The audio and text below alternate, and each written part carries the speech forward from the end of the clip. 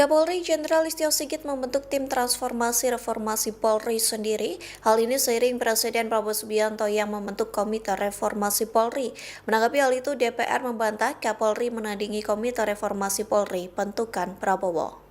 Bantahan itu disampaikan Wakil Ketua DPR Sufmi Dasko Ahmad saat ditemui di gedung DPR pada Kamis 25 September.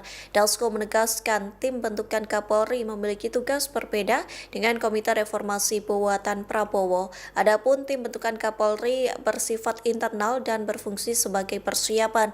Tim tersebut bertugas melakukan pendataan hingga dibagi ke beberapa kelompok. Nantinya tim bentukan Kapolri justru akan membantu kinerja Komite Reformasi Polri.